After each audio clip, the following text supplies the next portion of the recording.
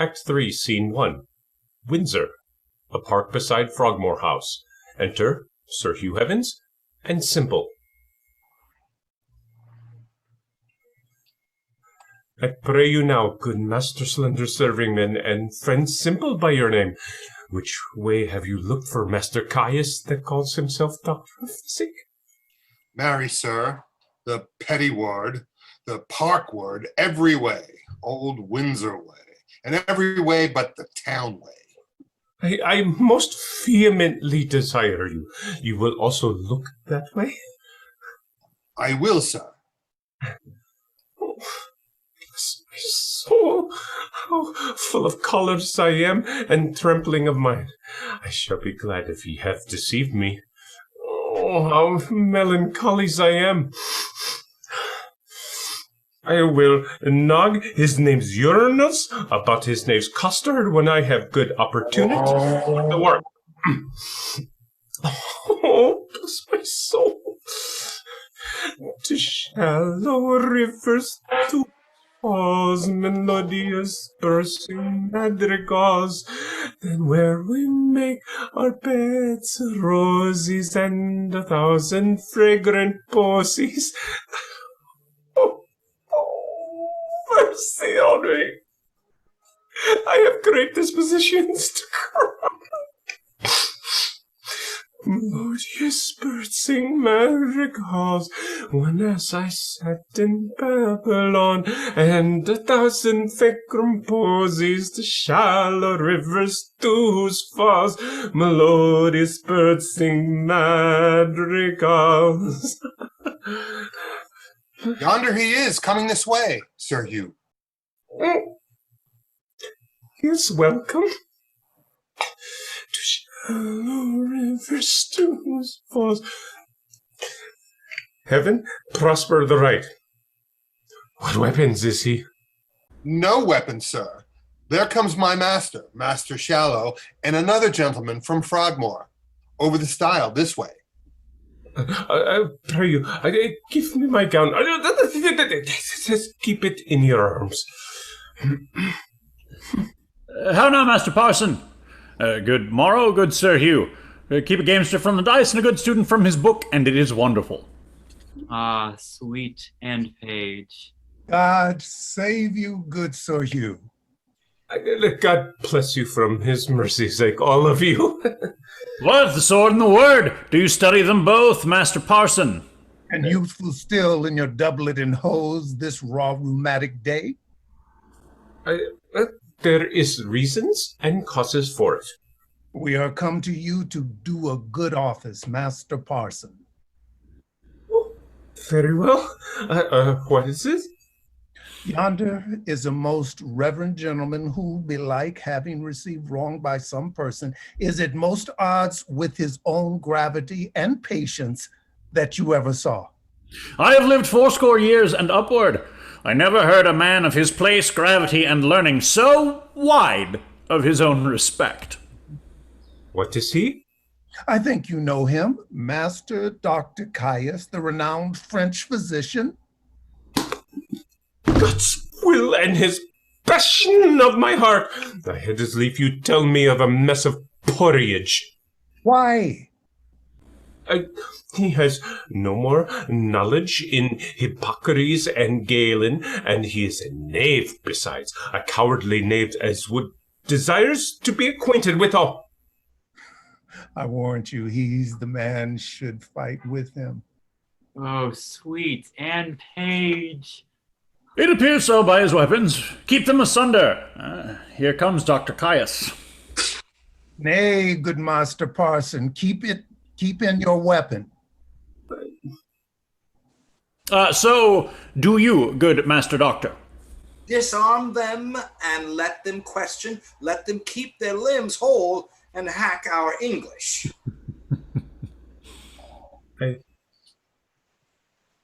I pray you, let me speak a word with your ear. Therefore will you not meet me? I pray you, use your patience.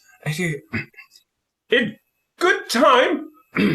By God, you are the coward, the jackdog, jack ape. But pray you, let us not be laughing stocks to other men's humors. I desire you in friendship, and I will one way or another make you amends.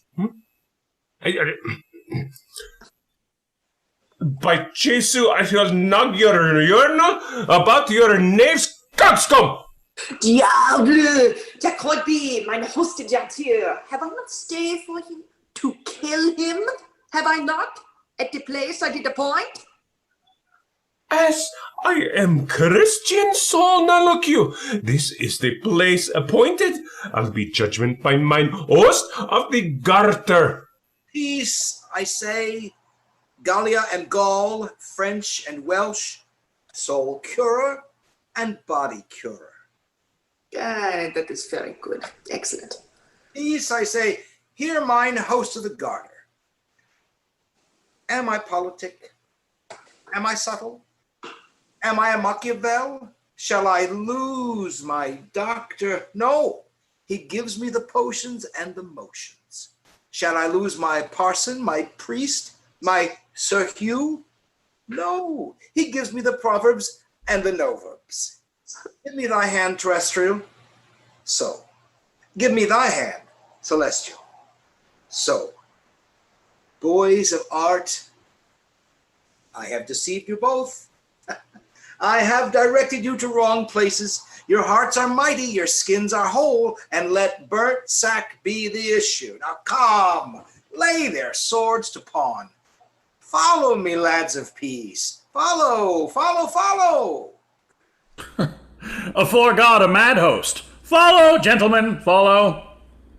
Oh, sweet Anne Page.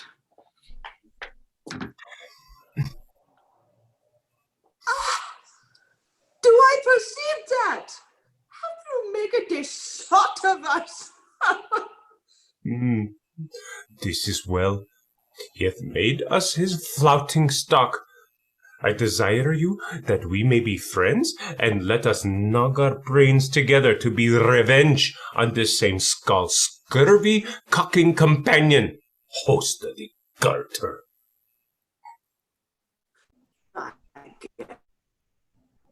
But he deceived me too. Well, I will smite his nottles. Pray you, follow.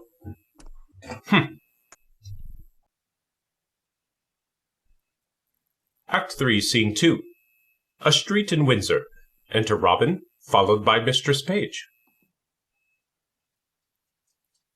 Nay, keep your way, little gallant. You were wont to be a follower, but now you are a leader. Whether had you rather lead mine eyes or I your master's heels? I'd rather, forsooth, go before you like a man than follow him like a dwarf. Oh, you are a flattering boy. Now I see you'll be a courtier. Well met, Mistress Page. Whither you go? Truly, sir, to see your wife. Is she at home? Aye, and as idle as she may hang together for want of company. I think if your husbands were dead, you two would marry. Be sure of that. 2 other husbands. Where had you this pretty weathercock? I cannot tell what the dickens his name is. My husband had him of. What do you call your knight's name, sirrah? Sir John Falstaff. Sir John Falstaff? He. I can never hit on his name. There is such a league between my good man as he is. Is your wife at home indeed? Indeed, she is. By your leave, sir, I am sick till I see her. Has Page any brains? Hath he any eyes? Hath he any thinking? Sure, they sleep. He hath no use of them.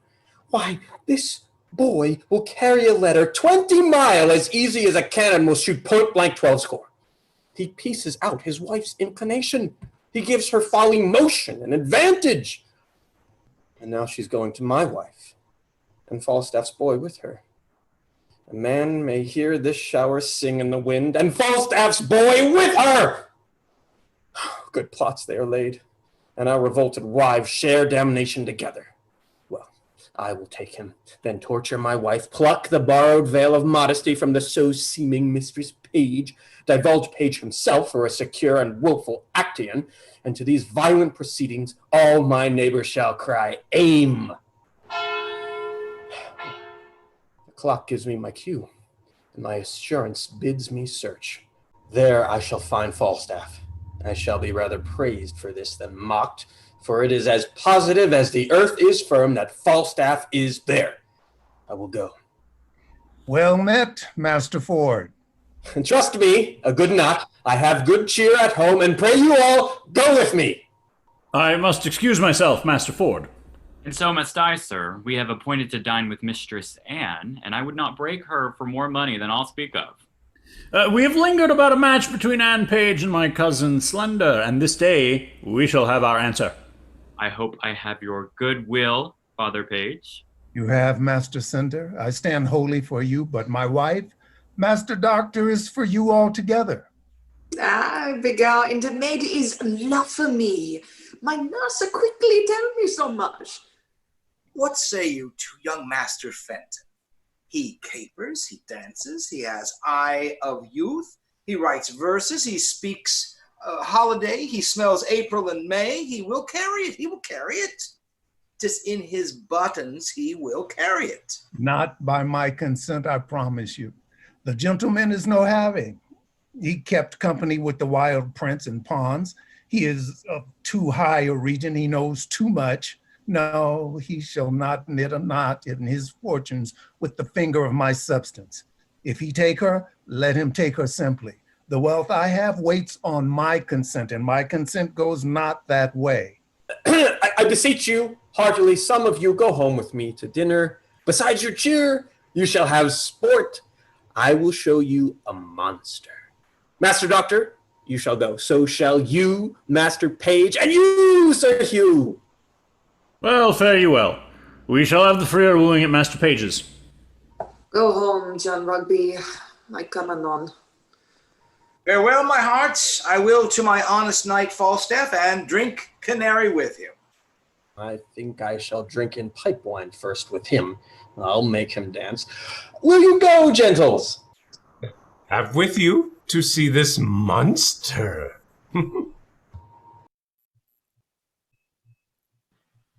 Act 3, Scene 3. The Ford's house. Enter Mistress Ford and Mistress Page. What, John? What, Robert? Quickly, quickly, is the buck basket? I warrant. What, Robert, I say? Come! Here, set it down.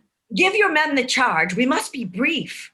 Mary, as I told you before, John and Robert, be ready here hard by in the brew house. And when I suddenly call you, come forth, and without any pause or staggering, take this basket on your shoulders. That done, trudge with it in all haste, and carry it among the Wisters in Datchet Mead, and there empty it in the muddy ditch close by the Thames side. You will do it? I have told them over and over, they lack no direction. Be gone and come when you are called. Here comes little Robin.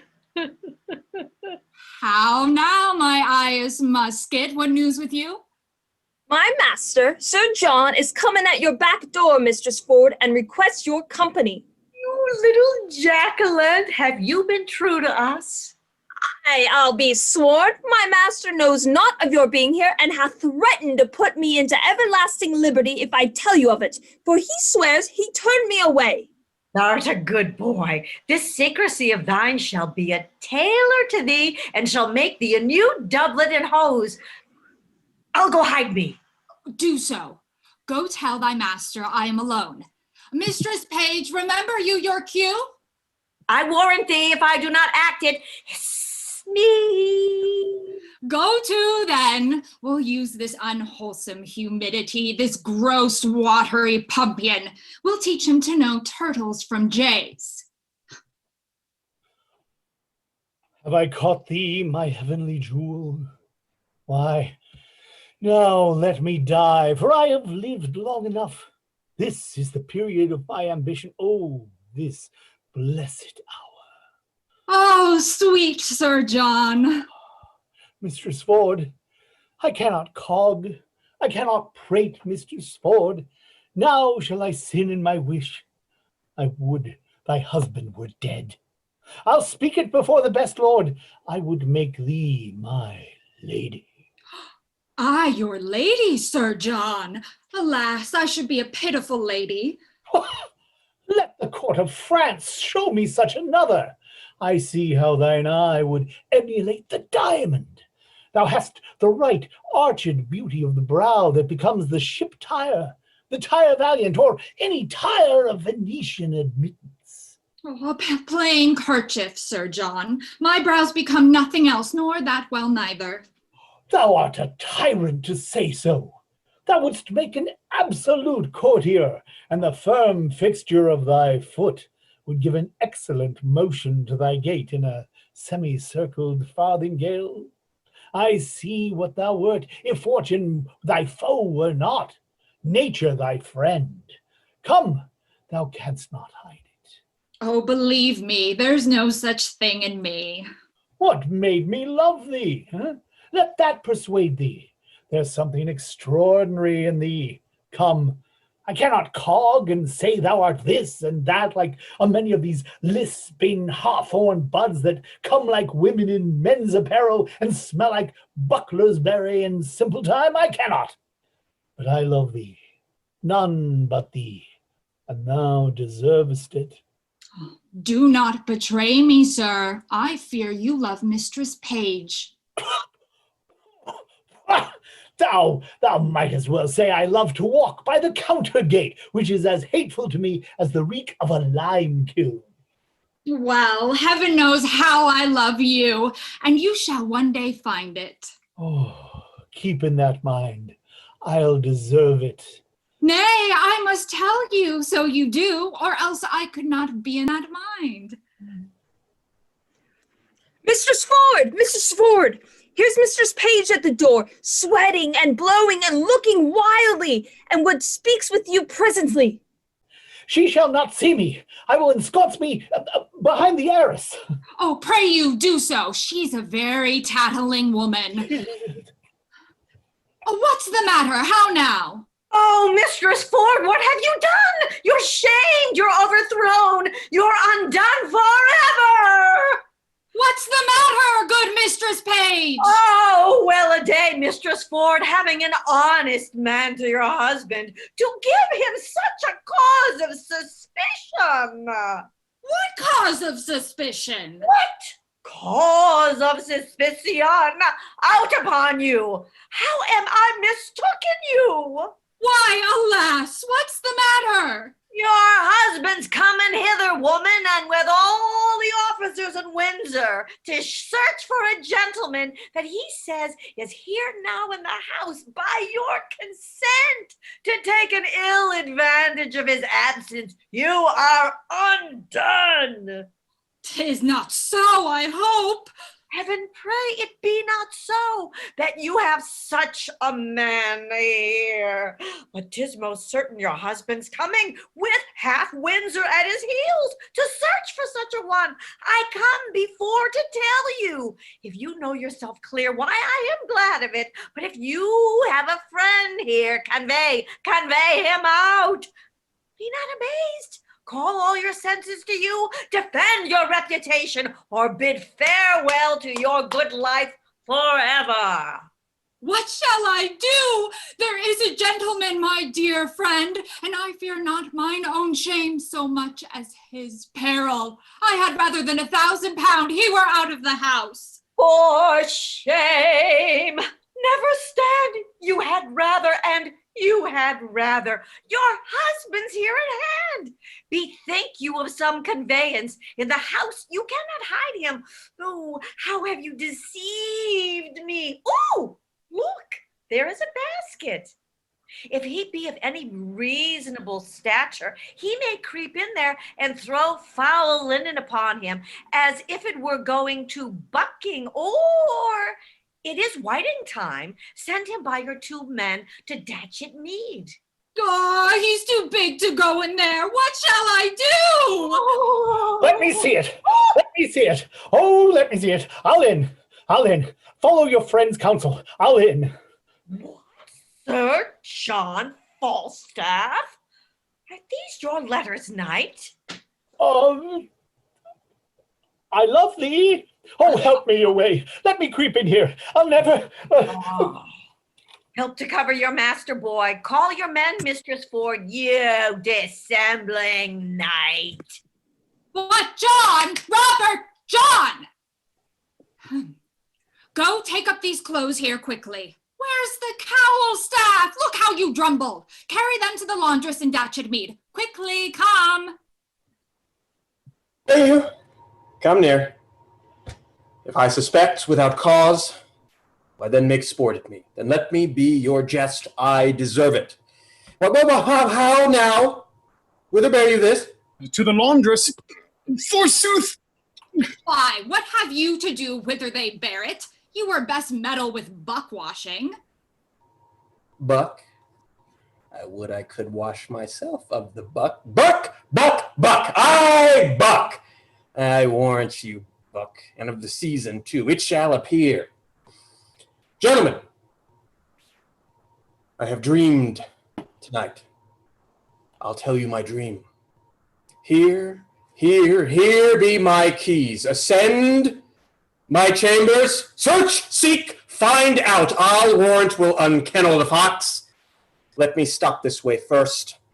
So, now, uncape. Good Master Ford, be contented. You wrong yourself too much. True, Master Page. Up, gentlemen. You shall see sport anon. Follow me, gentlemen. This is very fantastical humors and jealous.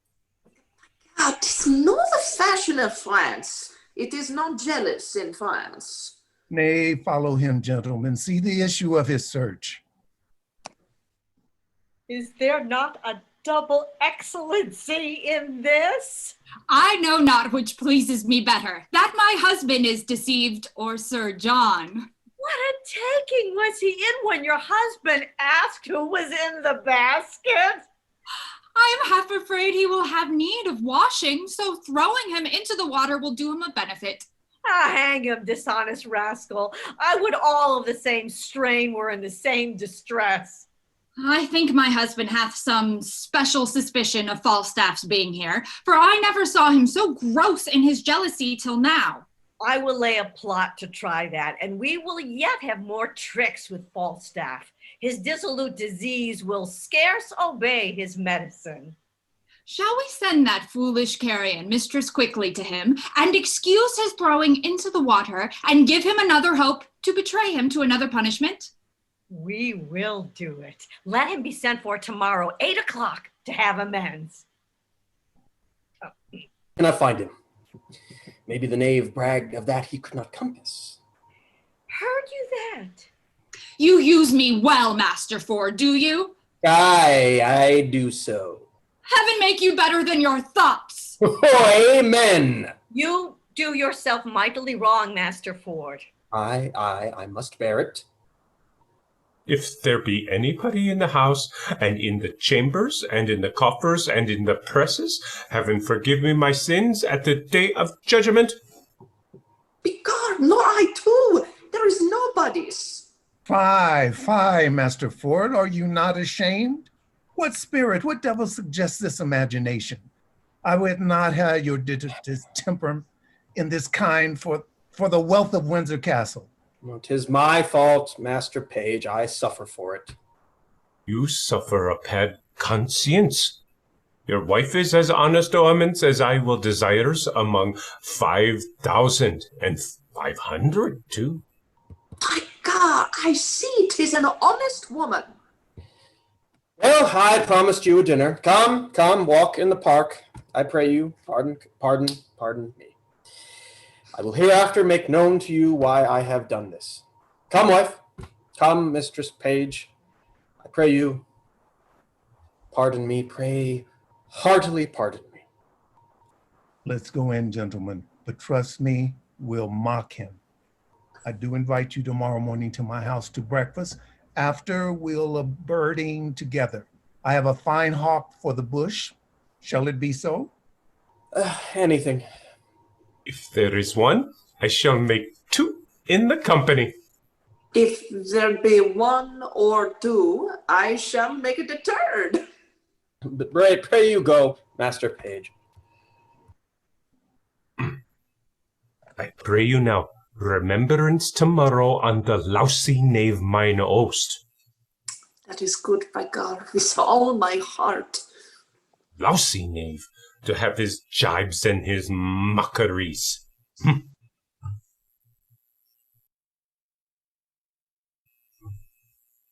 Act 3, Scene 4. A garden outside the Page's house. Enter Fenton and Anne Page.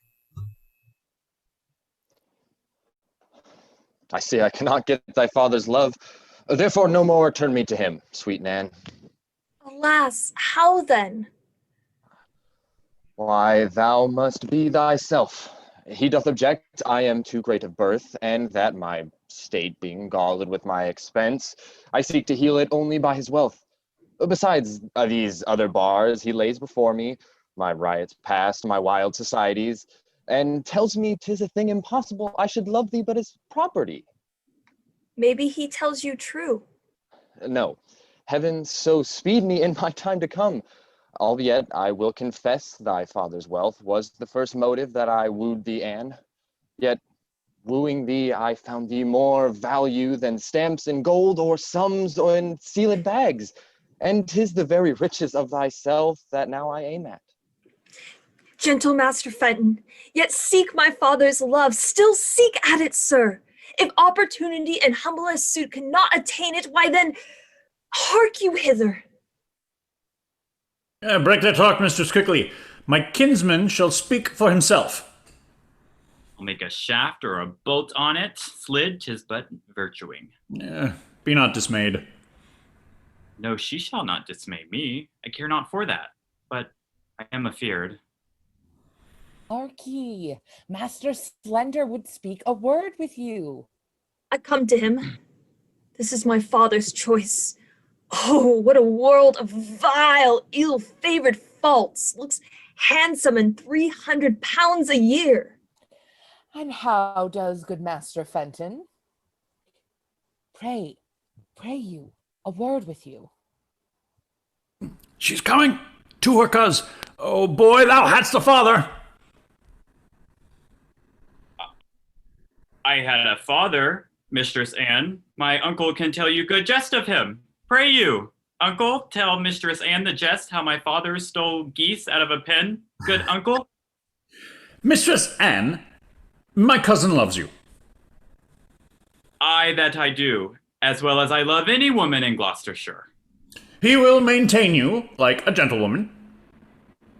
Aye, that I will, come cut and long tail under the degree of a squire. He will make you 150 pounds jointure. Good Master Shallow, let him woo for himself. Mary, I thank you for it. I thank you for that good comfort. She calls you cuz. I'll leave you.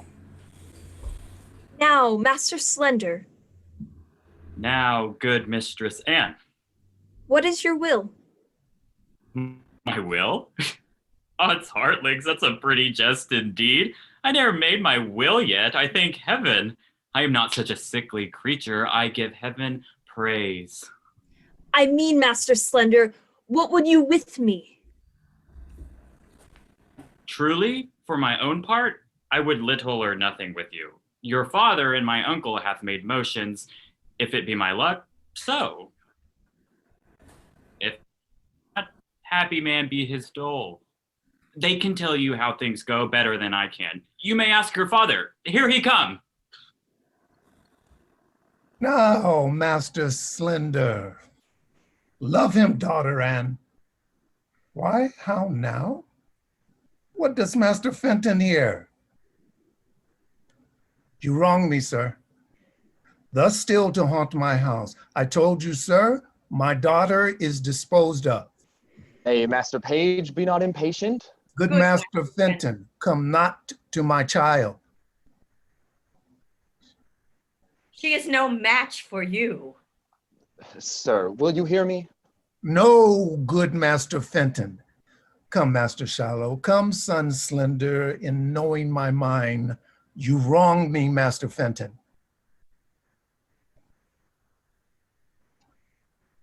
Age.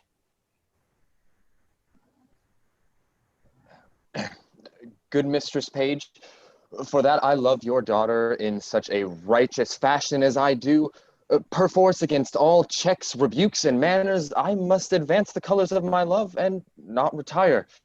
Let me have your goodwill. Good mother, do not marry me a yonder fool. I mean it not. I seek you a better husband. That's my master, Master Doctor. Alas, I would rather be set quick in the earth and be boiled to death with turnips. Come, trouble not yourself. Good Master Fenton, I will not be your friend nor enemy. My daughter will I question how she loves you. And as I find her, so am I affected. Till then, farewell, sir. She must needs go in. Her father will be angry. Farewell, gentle mistress. Farewell, Nan. This is my doing now. Nay, said I, will you cast away your child on a fool and physician? Look on Master Fenton, this is my doing. I thank thee, and I pray thee once tonight, give my sweet Nan this ring, and there's for thy pains. Now, good heaven sent thee good fortune.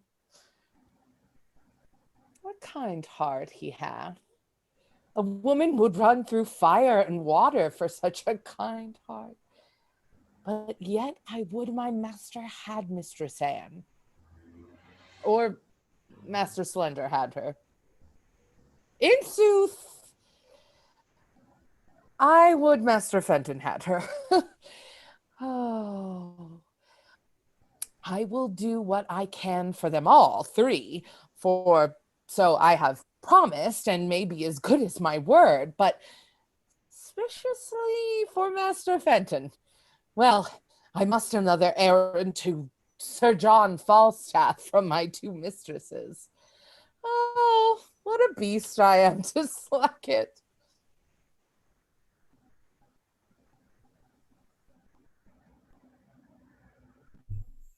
Act 3, Scene 5. Early the next morning at the Garter Inn. Enter Sir John Falstaff.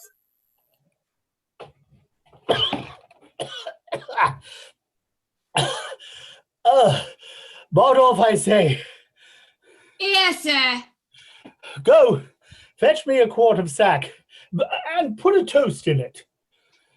Oh, have I lived to be carried in a basket like a barrel of butcher's offal, and to be thrown into the Thames? Ugh. Ugh. If I be served with another such trick, I'll have my brains taken out and buttered and give them to a dog for a New Year's gift. Sblood. The rogues slighted me into the river with as little remorse as they would have drowned a blind bitch's puppies, 15 in the litter. And you may know by my sighs that I have a kind of alacrity in sinking. If the bottom were as deep as hell, I would down. I might have drowned, but I might have drowned. I had drowned, but that the shore was shelvy and shallow. Oh, death that I abhor. For the water swells a man. And what a thing should I have been when I had been swelled? By the Lord, I should have been a mountain of mummy. Here's Mistress Quickly, sir, to speak with you. Oh, come, let me pour some sack into the Thames water, for my belly's as cold as if I had swallowed snowballs for pills to cool the rains. Ooh. Oh. Call her in. Come in, woman! By your leave, I cry you mercy. Give me your worship good morrow. Take away these chalices. Go, brew me a pottle of sack finely. With eggs, sir. Simple of itself. I'll no poet sperm in my brewage. How now? Marry, sir, I come to your worship from Mistress Ford. Mistress Ford? I have had Ford enough. I was thrown into the Ford. I have my belly full of Ford. Alas, the day, good heart, that was not her fault. She does so take on with her men that they mistook their erection. So did I mine, to build upon a foolish woman's promise. Well, she laments, sir, for it, that it would yearn your heart to see it. Her husband goes this morning a-birding. She desires you once more come to her between 8 and 9. I must carry her word quickly. She'll make amends, I warrant you. Well, I will visit her.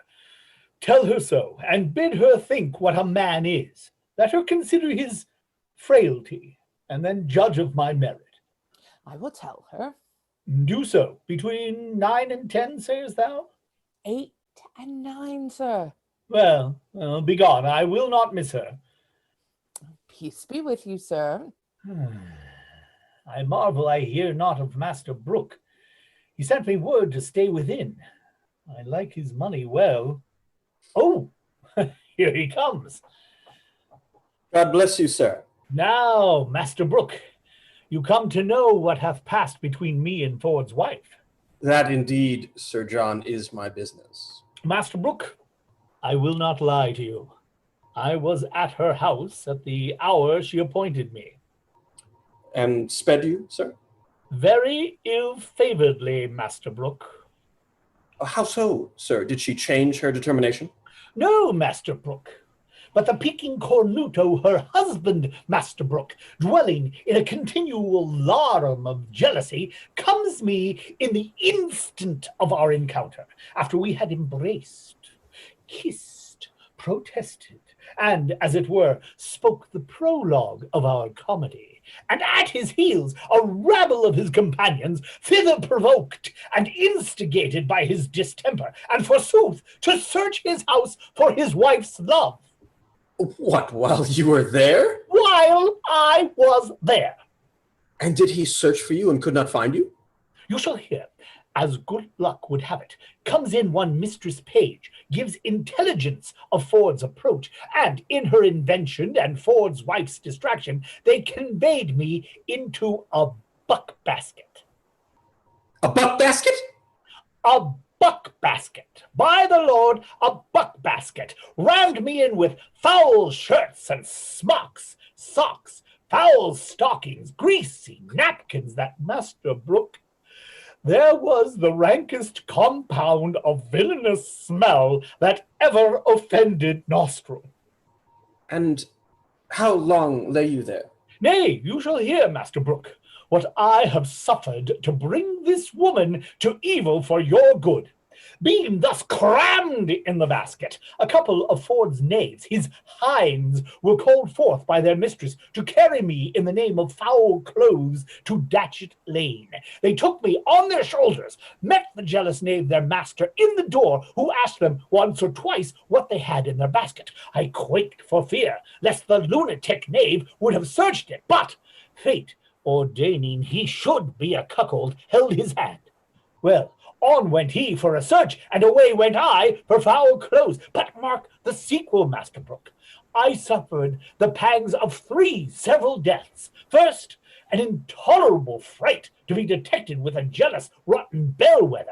Next, to be compassed like a good bilbo in the circumference of a peck, hilt to point, heel to head, and then to be stopped in like a strong distillation with stinking clothes that fretted in their own grease. Think of that. A man of my kidney. Think of that. That am as subject to heat as butter. A man of continual dissolution and thaw. It was a miracle to escape suffocation. And in the height of this bath, when I was more than half stewed in grease like a Dutch dish, to be thrown into the Thames and cooled glowing hot in that surge like a horseshoe. Think of that, hissing hot. Think of that, Master Brooke. In good sadness, sir, I am sorry that for my sake you have suffered all this. My suit, then, is desperate. You'll undertake her no more? Master Brooke, I will be thrown into Etna, as I have been into Thames, ere I leave her thus. Her husband is this morning gone a-birding. I have received from her another embassy of meeting. 'Twixt 8 and 9 is the hour, Master Brooke. 'Tis past 8 already, sir. Is it? Huh. I will then address me to my appointment. Come to me at your convenient leisure, and you shall know how I speed, and the conclusion shall be crowned with your enjoying her. Adieu! You shall have her, Master Brooke. Master Brooke, you shall cuckold Ford. Ah! Is this a vision? Is this a dream? Do I sleep? Master Ford, awake! Awake, Master Ford! There's a hole made in your best coat, Master Ford. This 'tis to be married. This 'tis to have linen and buck baskets. Well, I will proclaim myself what I am. I will now take the lecher. He is at my house. He cannot escape me. 'Tis impossible he should. He cannot creep into a halfpenny purse, nor into a pepper box. But lest the devil that guides him should aid him, I will search in possible places. Though what I am I cannot avoid, yet to be what I would not shall not make me tame. If I have horns to make one mad, let the proverb go with me, I'll be horn mad!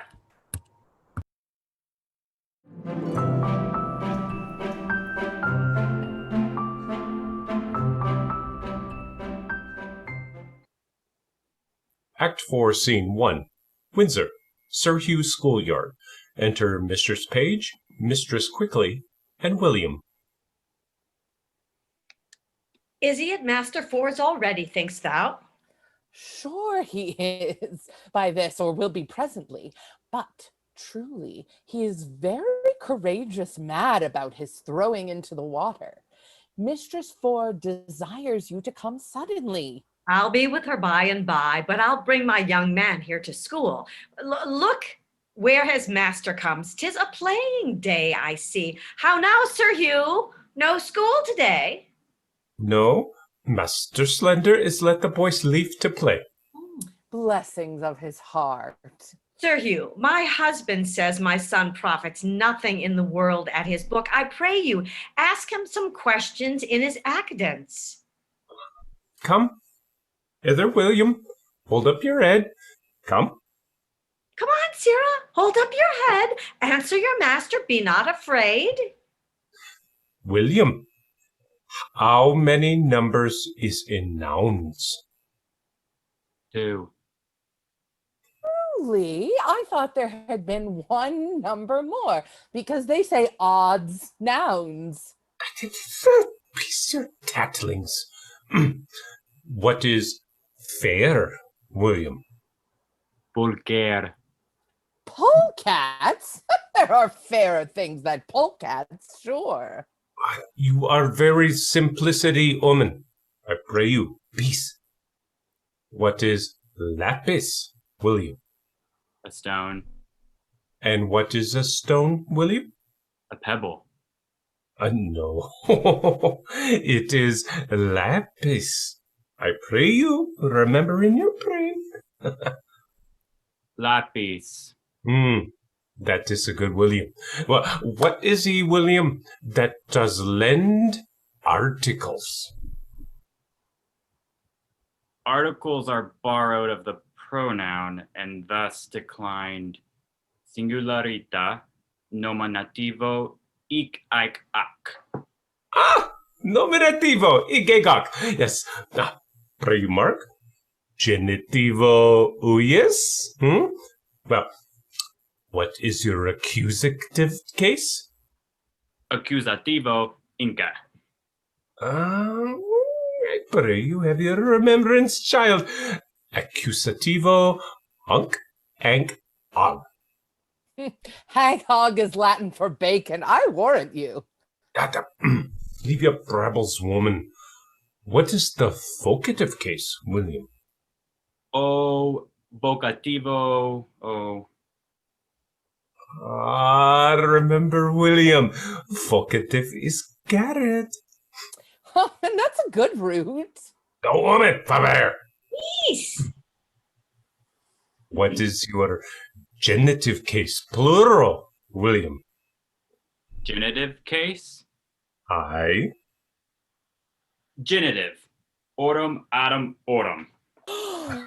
Vengeance of Ginny's case. Fie on her. Never name her child if she's a whore.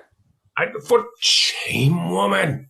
You do ill to teach the child such words. He teaches him to hick and to hack, which is to do fast enough of themselves, and to call whorum.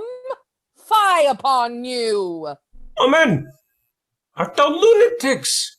Hast thou no understandings for the cases and the numbers of genders? Thou art as foolish Christian creatures as I would desires. Prithee, hold thy peace. Show me now, William, some declensions of your pronouns. Forsooth, I have forgot. It is key, K, God. If you forget your keys and your K's and your gods, you must be breeches. Go your ways and play. Go. He is a better scholar than I thought he was. He is a good sprag memory. Farewell, Mistress Page. Adieu, good Sir Hugh. Get you home, boy. Come, we stay too long.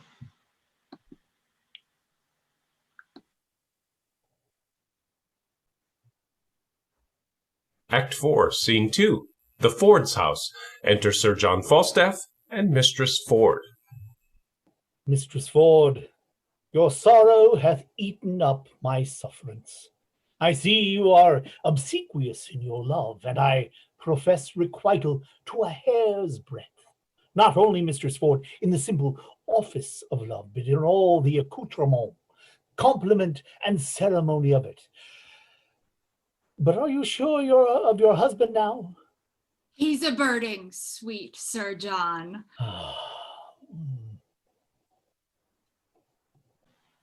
What ho! Gossip Ford! What ho! Step into the chamber, Sir John! How now, sweetheart? Who's at home beside yourself? Why, none but mine own people. Indeed.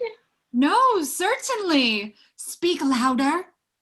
Truly, I am so glad you have nobody here. Why?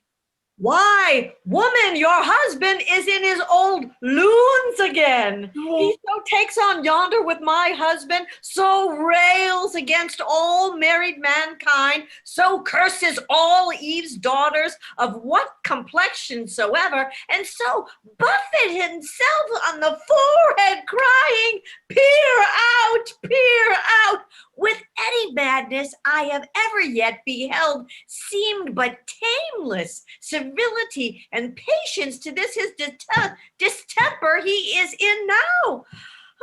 I'm glad the fat knight is not here. Why? Does he talk of him? Oh, none but him, and he swears he was carried out the last time he searched for him in a basket. Protests to my husband he is here now, and have drawn him and the rest of their company for their sport to make another experiment of his suspicion. But I am glad the knight is not here. Now he shall see his own foolery. How near is he, Mistress Page? Hard by, at street end. He will be here anon. I am undone. The knight is here. Oh, why then you are utterly shamed, and he's but a dead man. What a woman you are! Away with him, away with him! Better shame than murder. Which way should he go? How should I bestow him? Shall I put him into the basket again? No, I'll come no more in the basket. May I not go out where he come? Alas, 3 of Master Ford's brothers watch the door with pistols, that none shall issue out. Otherwise, you might slip away ere he came. But what make you here? What shall I do? I'll creep up into the chimney. There they always use to discharge their birding pieces. Creep into the kiln hole. Where is it? He will seek there, on my word. Neither press, coffer, chest, trunk, well, vault, but he hath an abstract for the remembrance of such places, and goes to them by his note. There is no hiding you in the house. I'll go out then. Oh, if you go out in your own semblance, you die, Sir John, unless you go out disguised. How might we disguise him? Alas, the day I know not. There is no woman's gown big enough for him. Otherwise, he might put on a hat and a muffler and a kerchief, and so escape. Good hearts, devise something, any extremity rather than a mischief. My maid's aunt, the fat woman of Brentford, has a gown above. On my word, it will serve him. She's as big as he is. And there's her thrumming hat and her muffler, too. Run up, Sir John. Oh, go, sweet Sir John. Mistress Page and I will look some linen for your head. Quick, we'll come dress you straight. Put on the gown the while. I would my husband would catch him in this shape. He cannot abide the old woman of Brentford. He swears she's a witch, forbade her my house, and hath threatened to beat her. Heaven guide him to thy husband's cudgel, and the devil guide his cudgel afterwards. But is my husband coming? Aye, in good sadness is he, and talks of the basket too. Whosoever he hath had intelligence. We'll try that. For I'll appoint my men to carry the basket again, to meet him at the door with it as they did last time. Nay, but he'll be here presently. Let's go dress him like the witch of Brentford. I'll first direct my men what they shall do with the basket. Go up, I'll bring linen for him straight. Hang him, dishonest varlet. We cannot misuse him enough. We'll leave a proof that by which we will do. Wives may be merry and yet honest too. We do not act that often, jest and laugh, but old 'tis true, still swine eats all the draught. Go, sirs, take the basket again on your shoulders. Your master is hard at door. If he bids you set it down, obey him. Quickly, dispatch! Pray heaven it not be full of night again. I hope not. I had leaf as bare as much as lead. Aye, but if it prove true, Master Page, have you any way then to unfool me again? Set down the basket, villain! Somebody call my wife! Youth in a basket! Oh, you panderly rascals! There's a knot, a gang, a pack, a conspiracy against me! Now shall the devil be shamed. What, wife, I say, come forth! Behold what honest clothes you send forth to bleaching! Why, this passes, Master Ford. You are not to go loose any longer. You must be pinioned. Why, this is lunatics. This is mad as a mad dog. Indeed, Master Ford, this is not well indeed. So say I too, sir. Come hither, Mistress Ford. Mistress Ford, the honest woman, the modest wife, the virtuous creature that hath the jealous fool to her husband. I suspect without cause, mistress, do I? Heaven be my witness you do, if you suspect me in any dishonesty. Well said, brazen face. Hold it out! Come forth, sirrah!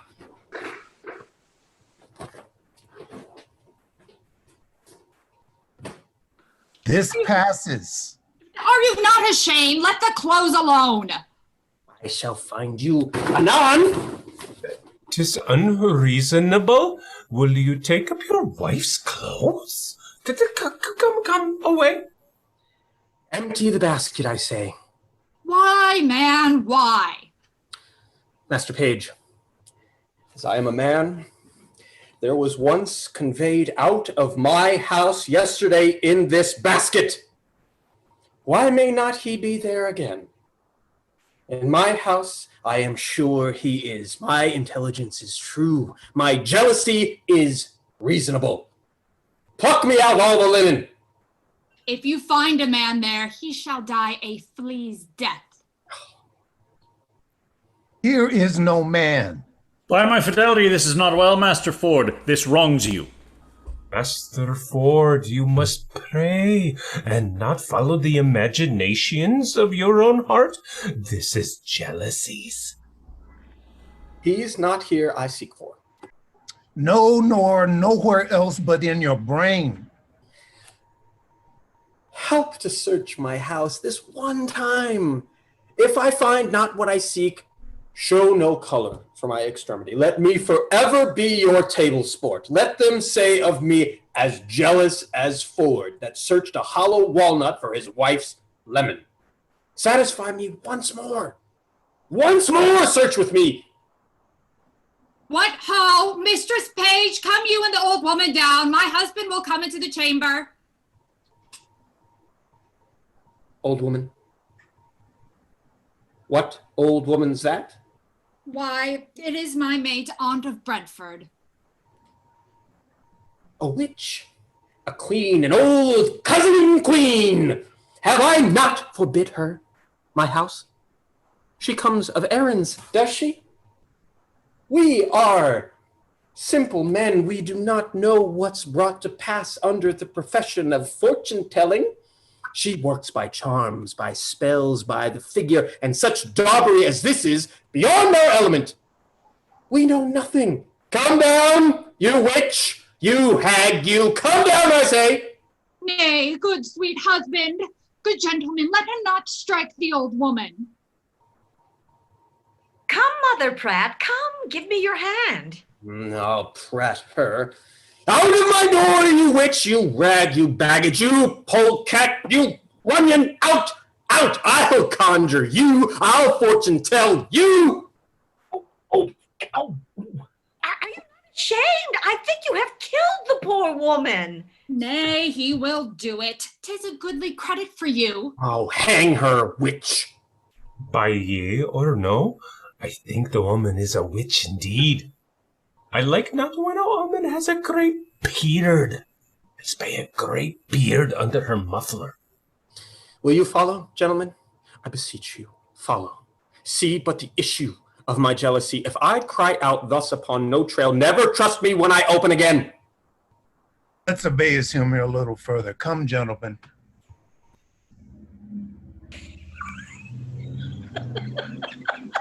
Trust me, he beat him most pitifully. Ah, nay, by the mass, he did not. That he beat him most unpitifully, methought. I'll have the cudgel hallowed and hang o'er the altar. It hath done meritorious service. What think you? May we, with the warrant of womanhood and the witness of a good conscience, pursue him with any further revenge? The spirit of wantonness is sure scared out of him.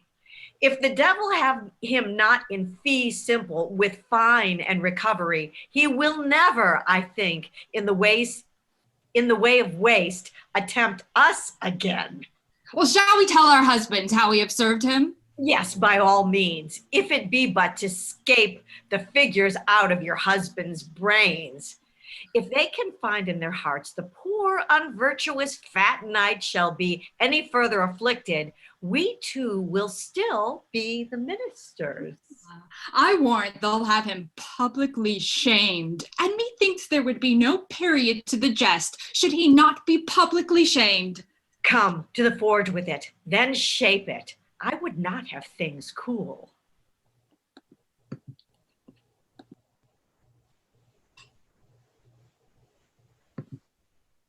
Act 4, Scene 3. The Garter Inn. Enter host and Bardolph. Sir, the Germans desire to have 3 of your horses. The Duke himself will be tomorrow at court, and they are going to meet him. What Duke should that be come so secretly? I hear not of him in the court. Let me speak with the gentlemen. They speak English? Aye, sir, I'll call them to you. Oh, they shall have my horses, but I'll make them pay. I'll sauce them. They have had my house a week at command.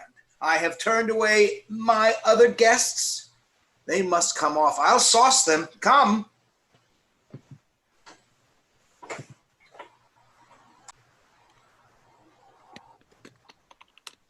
Act 4, Scene 4. The Page's house. Enter Page, Ford, Mistress Page, Mistress Ford, and Sir Hugh Evans. 'Tis one of the best discretions of a woman as ever I did look upon. And did he send you both these letters in an instant? Within a quarter of an hour. Pardon me, wife. Henceforth do what thou wilt. I rather will suspect the sun with cold than thee with wantonness. Now doth thy honor stand in him that was of late an heretic, as firm as faith. 'Tis well, 'tis well. No more. Be not as extreme in submission as in offense, but let our plot go forward. Let our wives yet once again, to make us public sport, appoint a meeting with this old fat fellow where we may take him and disgrace him for it. Well, there is no better way than that they spoke of. How? To send him word they'll meet him in the park at midnight? Fie, he'll never come. You say he has been thrown into the rivers and has been grievously beaten as an old woman? Methinks there should be terrors in him that he should not come. Methinks his flesh is punished, and he shall have no desires. So think I too. Devise but how you'll use him when he comes, and let us two devise to bring him thither. There is an old tale goes that Herne the Hunter, sometimes a keeper here in Windsor Forest, doth all the winter time at still midnight walk round about an oak with great ragged horns, and there he blasts the tree and takes the cattle and makes milk-kin yield blood and shakes a chain in the most hideous and dreadful manner. You have heard of such a spirit, and well you know the superstitious idle-headed eld received and did deliver to our age this tale of Herne the Hunter for a truth. Why, yet there were not many that do fear in deep of night to walk by this Herne's oak. But what of this? Mary, this is our device, that Falstaff at that oak shall meet with us. Well, let it not be doubted, but he'll come. And in this shape, when you have brought him thither, shall we be done with him? What is your plot? That likewise we have thought upon, and thus Nan Page, my daughter, and my little son, and 3 or 4 more of their grown will dress like urchins, elves, and fairies, green and white, with rounds of waxen tapers on their heads and rattles in their hands. Upon a sudden, as Falstaff, she, and I are newly met, let them from forth a saw pit rush at once with some diffused song. Upon their sight, we two in great amazedness will fly. Then let them all encircle him about, and fairy-like to pinch the unclean knight, and ask him why that hour of fairy revel in their so sacred paths he dares to tread in shape profane. Until he tell the truth, let the supposed fairies pinch him sound and burn him with their tapers. The truth being known, we'll all present ourselves, dishorn the spirit, and mock him home to Windsor. The children must be practiced well to this, or they'll ne'er do it. I will teach the children their behaviors, and I will be like a jackanapes to burn the night with my tabor. That will be excellent. I'll go buy them vizards. My Nan shall be the queen of all the fairies, finely attired in a robe of white. That silk will I buy, and in that time shall Master Slender steal my Nan away and marry her at Eton. Go, send to Falstaff straight. Nay, I'll to him again in name of Brooke. He'll tell me all his purpose. Sure he'll come.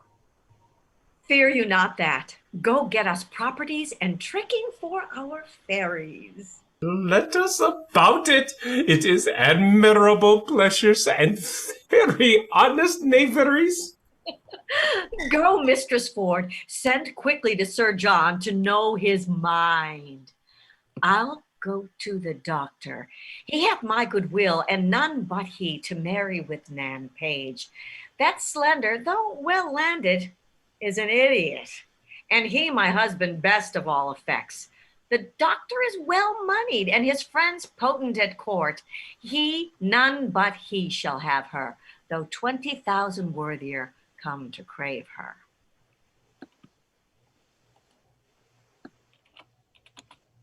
Act 4, Scene 5. The Garter Inn. Enter host and Simple. What wouldst thou have, boar? What, thick skin? Speak, breathe, discuss, brief, short, quick, snap.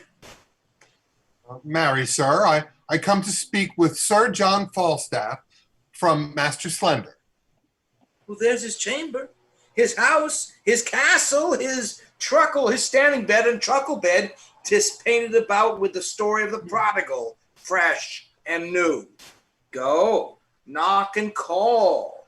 He'll speak like an Anthropophagian unto thee. Knock, I say. There's an old woman, a fat woman, gone up into his chamber.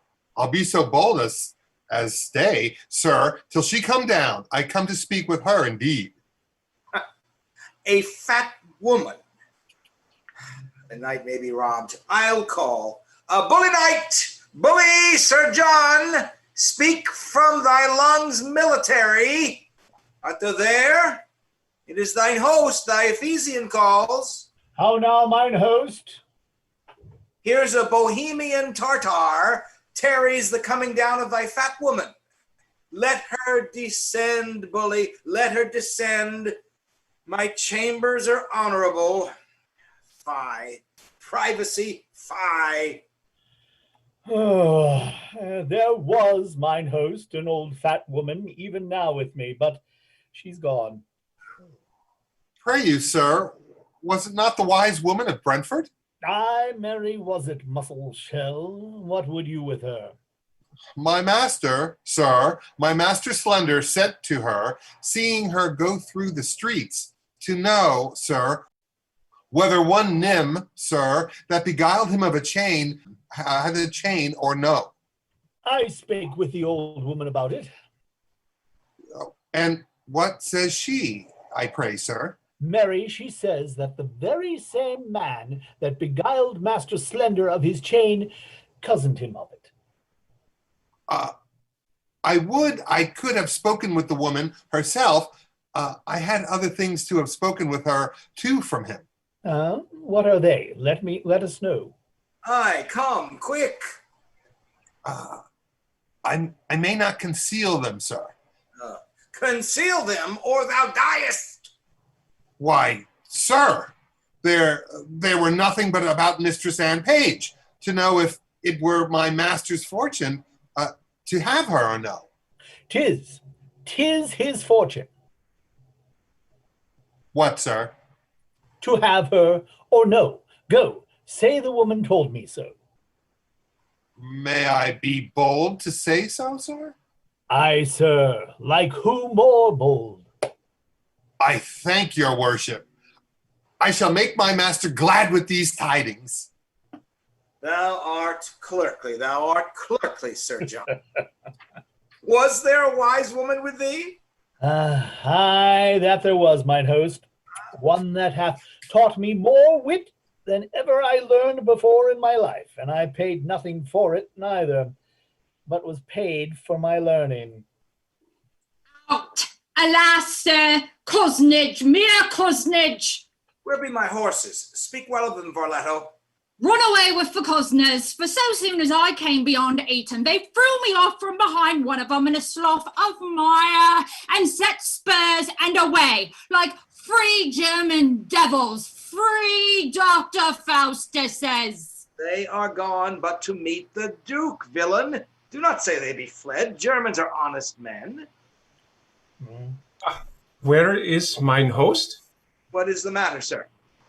Ah, avocator of your entertainments. There is a friend of mine come from to town, tells me there is 3 cousin Germans that has cousined all the hosts of Reddings, of Maidenhead, of Colnbrook, of horses and money. I tell you for goodwill. Look you, you are wise and full of jibes and flouting stocks, and 'tis not convenient you should be cousin it. Very well. Where is mine hostage art there? Here, Master Doctor, in perplexity and doubtful dilemma. I cannot tell what is that, but it is telling me that you make grand preparation for a Duc de Chamonix. By my troth, there is no duke that the court is not to come. I tell you for goodwill. Adieu. Hue and cry, villain! Go! Assist me, knight! I am undone. Ah, fly! Run, hue and cry, villain! I am undone. Ah. I would all the world might be cozened, for I have been cozened, and beaten too. If he should come to the ear of the court how I have been transformed, and how my transformation hath been washed and cudgeled, they would melt me out of my fat drop by drop, and liquor fishermen's boots with me. I warrant they would whip me with their fine wits till I were as crestfallen as a dried pear. I never prospered since I forswore myself at Primero. Well, if my wind were but long enough, I would repent. Oh, now, whence come you? From the 2 parties, forsooth. The devil take one party, and his damn the other, and so they shall both be bestowed. I have suffered more for their sakes, more than the villainous inconstancy of man's disposition is able to bear. And have they not suffered? Yes, I warrant, speciously one of them. Mistress Ford, good heart, is but beaten black and blue, that you cannot see a white spot about her. What tellest thou me of black and blue? I was beaten myself into all the colours of the rainbow, and I was like to be apprehended for the witch of Brentford, but that my admirable dexterity of wit, my counterfeiting the action of an old woman, delivered me. The knave constable had set me in the stocks, in the common stocks, for a witch. Sir, let me speak with you in your chamber. You shall hear how things go, and I warrant to your content. Here is a letter, we'll say somewhat. Good hearts of what ado here is to bring together. Sure, one of you does not serve heaven well, that you are so crossed. Come up into my chamber.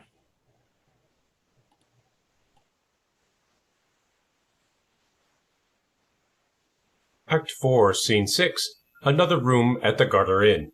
Enter Fenton and host. Master Fenton, talk not to me. My mind is heavy, I will give over all. Yet hear me speak. Assist me in my purpose, and as I am a gentleman, I'll give thee £100 in gold more than your loss. Well, I will hear you, Master Fenton. I will, at the least, keep your counsel. From time to time, I have acquainted you with the dear love I bear to fair Anne Page, who mutually hath answered my affection, so far forth as herself might be her chooser, even to my wish. I have a letter from her of such contents as you will wonder at, the mirth whereof so larded with my matter that neither singly can be manifested without the show of both. That Falstaff hath a great scene. The image of the jest I'll show you here at large. Hark, good mine host. Tonight, at Herne's Oaks, just twixt 12 and 1, must my sweet Nan present the fairy queen. The purpose why is here, in which disguise, while other jests are something rank on foot, her father hath commanded her to slip away with Slender, and with him at Eton immediately to marry. She hath consented. Now, sir, her mother, ever strong against that match, and firm for Dr. Caius, hath appointed that he shall likewise shuffle her away, while other sports are tasking of their mind, and at the deanery where a priest attends, straight marry her. To this her mother's plot she, seemingly obedient, likewise hath made promise to the doctor. Now thus it rests. Her father means that she shall be in all white, and in that habit when Slender sees his time to take her by the hand and bid her go, she shall go with him. Her mother hath intended the better to denote her to the doctor, for they must be all masked and vizarded, that quaint in green shall she be loose and robed, with ribbons pendant flaring about her head, and when the doctor spies his vantage ripe, to pinch her by the hand, and on that token the maid hath given consent to go with him. Which means she to deceive father or mother. Oh, both, my good host, to go along with me. And here it rests that you'll procure the vicar and stay for me at church twixt 12 and 1, and in the lawful naming of marrying to give our hearts united ceremony. Well, husband your device. I'll to the vicar, bring the maid, you shall not lack a priest. So shall I evermore be bound to thee. Besides, I'll make it present recompense.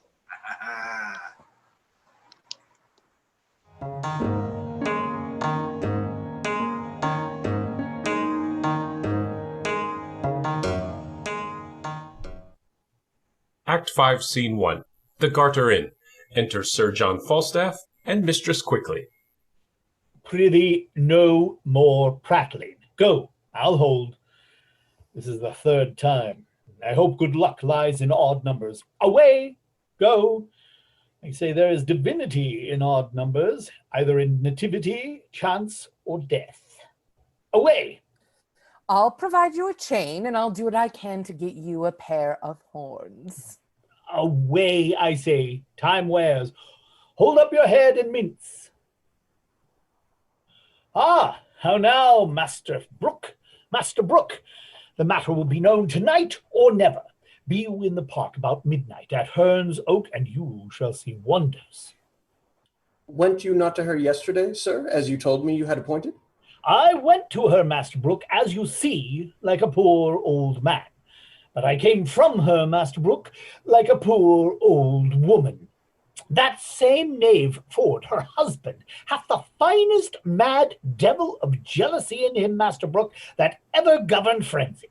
I will tell you, he beat me grievously in the shape of a woman, for in the shape of a man, Master Brooke, I fear not Goliath with a weaver's beam, because I know also life is a shuttle. I am in haste. Go along with me. I'll tell you all, Master Brooke.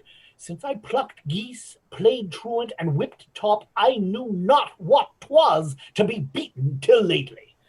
Follow me. I'll tell you strange things of this knave Ford, on whom tonight I will be revenged, and I will deliver his wife into your hand.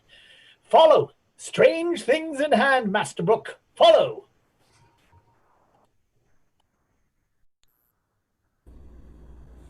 Act 5, Scene 2.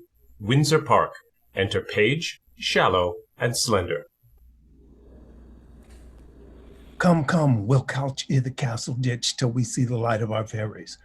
Remember, son Slender, my daughter will be dressed in white. I, forsooth, I have spoke with her, and we have a nay word how to know one another. I come to her in white, and cry mum. She cries budget, and by that we know one another. That's good too, but what needs either you, mum, or her budget? The white will decipher her well enough. It has struck 10 o'clock. The night is dark. Light and spirits will become it well. Heaven prosper our sport. No man means evil but the devil. And we shall know him by his horns. Let's away. Follow me.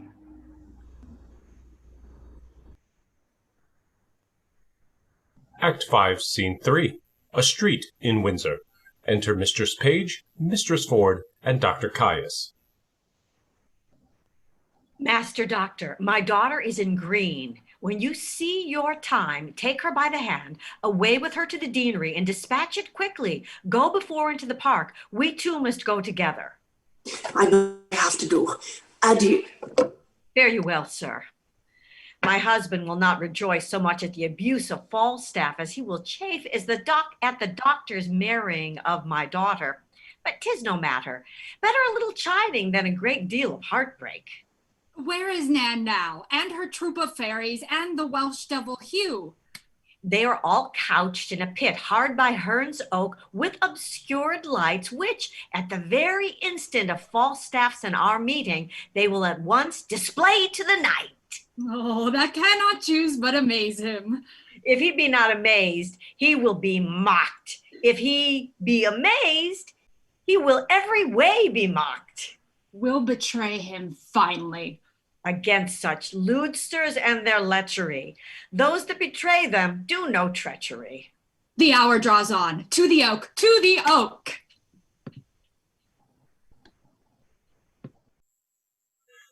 Act 5, Scene 4. A saw pit in Windsor Park. Enters Sir Hugh Evans and children disguised as fairies. Trib, fairies, come and remember your parts. Be bold, I pray you. Follow me into the pit, and when I give the watchwords, do as I bid you. Come. Trip, trip.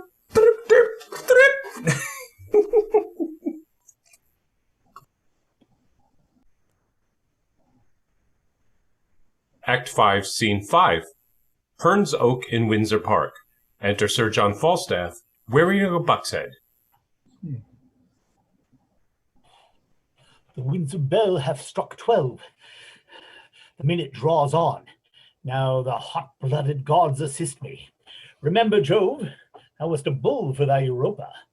Love set on thy horns.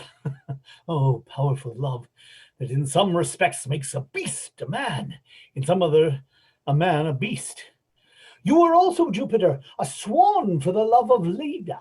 Oh, omnipotent love, how near the god drew to the complexion of a goose.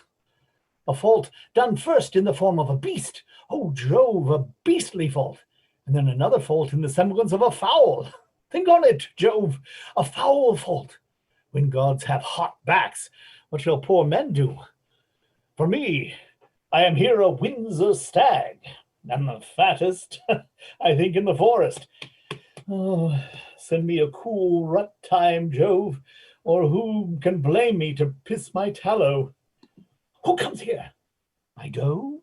Sir John, art thou there, my dear, my male dear? Oh, my doe with the black scut.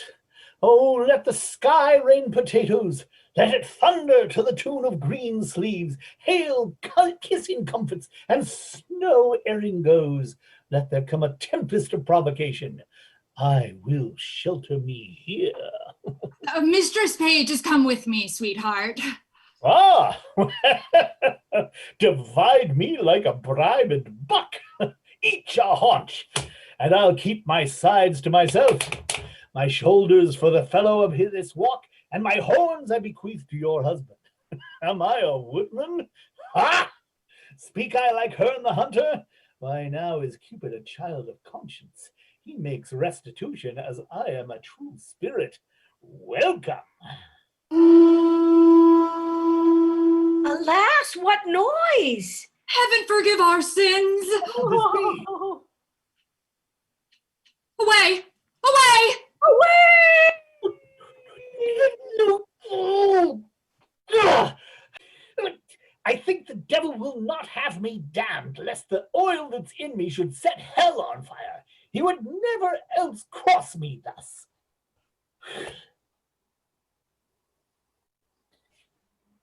Fairies black, gray, green, and white, your moonshine revelers and shades of night, your orphan heirs of fixed destiny, attend your office, and your quality crier, hobgoblin, make the fairy oys. Elves, list your names. Silence, you hairy toys. Cricket, to the Windsor chimney shall thou leap, where fires thou find'st unraked and hearths unswept. There pinch the maids as blue as a bilberry. Our radiant queen hates sluts and sluttery. They are fairies. He that speaks to them shall die. A wink and couch. No man their works must eye. Where speed? Go you, and where you find a maid that ere she sleep hath thrice her prayer said, raise up the organs of her fantasy. Sleep she as sound as careless infancy. But those asleep and think not on their sins, pinch them, arms, legs, backs, shoulders, sides, and chins. About, search Windsor Castle, elves, within and without. Strew good luck, Ulfs, on every sacred room, that it may stand till the perpetual doom, in state as wholesome as 'tis fit, worthy the owner, and the owner it. The several chairs of order you look scour, with juice of balm and every precious flower. Each fair installment, coat and several crest, with loyal blazon evermore be blessed. And nightly meadows, fairies, look you sing, like the garter's compass in a ring. The expressure that it bears, green let it be, more fertile fresh than all the field to see. And honi soit qui mal y pensi right, in ruffled tufts, flowers purple, blue, and white, like sapphire, pearl, and rich embroidery, buckled below fair knights bending knee.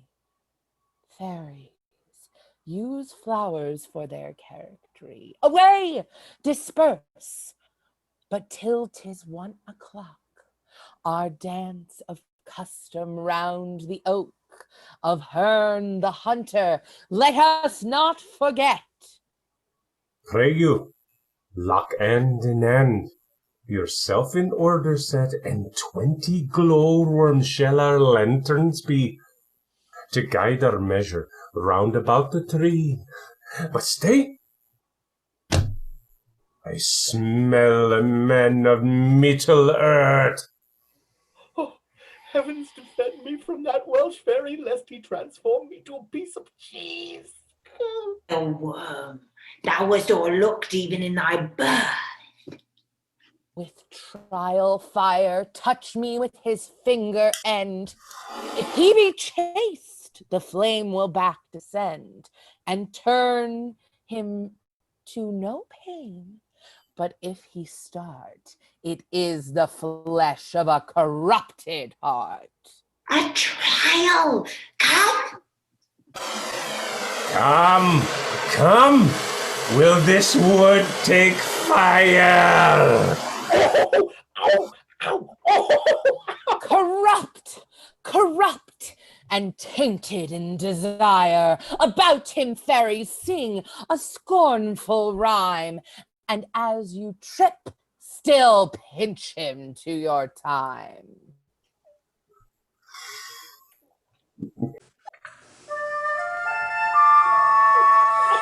Fie on sinful fantasy, fie on lust and luxury. Lust is but a bloody fire, kindled with unchaste desire, fed in heart whose flames aspire, as thoughts to blow them higher and higher.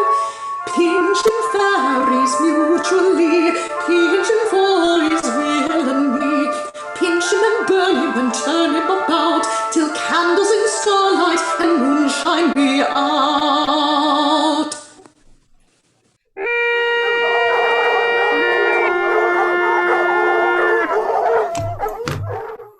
Nay, do not fly. I think we have watched you now. Will none but Herne the hunter serve your turn? I pray you come, hold up the jest no higher. Now, good Sir John, how like you Windsor wives? See you these, husband? Do not these fair yokes become the forest better than the town?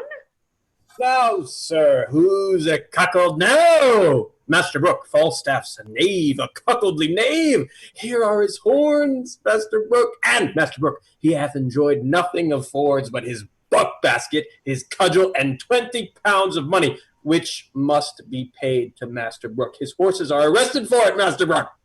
Sir John, we have had ill luck. We could never meet. I will never take you for my love again, but I will always count you, my dear. I do begin to perceive that I am made an ass. Aye, and an ox too. Both the proofs are extant. And these are not fairies. I was 3 or 4 times in the thought they were not fairies, and yet the guiltiness of my mind, the sudden surprise of my powers, drove the grossness of the foppery into a received belief, in despite of the teeth of all rhyme and reason, that they were fairies. See now how wit may be made a jack-o'-lent when 'tis upon ill employment. Sir John Falstaff, serve God, and leave your desires, and fairies will not pinch you. Well said, Fairy Hugh. Ah, and leave your jealousies too, I pray you. I will never mistrust my wife again till thou art able to woo her in good English. Here, have I laid my brain in the sun and dried it, that it once mattered to prevent so gross o'erreaching as this? Am I ridden with a Welsh goat too? Shall I have a coxcomb of frieze?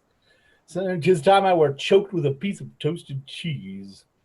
Ah, this is not good to give putter. Your belly is all butter. And cease and putter. Have I lived to stand at the taunt of one that makes fritters of English? This is enough to be the decay of lust and late walking through the realm. Why, Sir John, do you think, though, we would have thrust virtue out of our hearts by the head and shoulders and not given ourselves without scruple to hell, that ever the devil could be made you our delight? What, a hodge pudding, a bag of flax? A puffed man? Old, cold, withered, and of intolerable entrails. And one that is as slanderous as Satan? And as poor as Job? And as wicked as his wife? And given to fornications, and to taverns, and sack, and wine, and metheglins, and to drinkings, and swearings, and stirrings, and pribbles, and parables. Well, I am your theme. You have the start of me. I am dejected. I am not able to answer the Welsh flannel. Ignorance itself is a plummet o'er me. Use me as you will. Marry, sir, we'll bring you to Windsor to one Master Brooke, that you have cozened of money, to whom you should have been a pander. Over and above that you have suffered. I think to repay that money will be a biting affliction. Yet be cheerful, knight. Thou shalt eat a posset tonight at my house, or I will desire thee to laugh at my wife, that now laughs at thee. Tell her Master Slender hath married her daughter. Doctors doubt that. If Anne Page be my daughter, she is by this Dr. Caius's wife. Whoa, ho, ho, Father Page. Son, how now? How now, son? Have you dispatched? Dispatched? I'll make the best in Gloucestershire know on it, where I would hang law else. Of what, son? I came yonder at Eton to marry Mistress Anne Page, and she's a great lubberly boy. If it had not been in the church, I would have swinged him, or he would have swinged me. If I did not think it had been Anne Page, would I might never stir. And 'tis a postmaster's boy. Upon my life, then you took the wrong... What need you tell me that? I think so when I took a boy for a girl. If I had been married to him for all he was in woman's apparel, I would not have had him. Why, this is your own folly. Did I not tell you how you should know my daughter by her garments? I went to her in white and cried mum, and she cried budget, as Anne and I had appointed, and yet it was not Anne, but a postmaster's boy. Good George, be not angry. I knew of your purpose, turned my daughter into green, and indeed she is now with the doctor at the deanery, and they're married. Nice, Mistress Page! By God, I am cozened! I have married the garçon! A boy! Oh, Bézard! By God, a boy! It is no damn Page! By God, I am cozened! What? Did you take her in green? By God, 'tis a boy! By God, I'll raise on Windsor! This is strange. Who hath got the right Anne? My heart misgives me. Here comes Master Fenton. How now, Master Fenton? Pardon, good father, good mother, pardon. Now, mistress, how chance you went not with Master Slender? Why went you not with Master Doctor, maid? You do amaze her. Hear the truth of it. You would have married her most shamefully, where there was no proportion held in love. The truth is, she and I, long since contracted, are now so sure that nothing can dissolve us. The offense is wholly that she hath committed, and this deceit loses the name of craft of disobedience or unduteous title, since therein she does evitate and shun, and 1,000 irregulous cursed hours which forced marriage would have brought upon her. Stand not amazed. Here is no remedy. In love, the heavens themselves do guide the state. Money buys lands, and wives are sold by fate. I am glad, though you have taken a special stand to strike at me, that your arrow hath glanced. Well, what remedy? Fenton, heaven give thee joy. What cannot be eschewed must be embraced. When night dogs run, all sorts of deer are chased. Well, I will muse no further. Master Fenton, heaven give you many, many merry days. Good husband, let us everyone go home and laugh this sport o'er by a country fire. Sir John and all. Let it be so, Sir John. To Master Brooke you yet shall hold your word, for he tonight shall lie with Mistress Ford.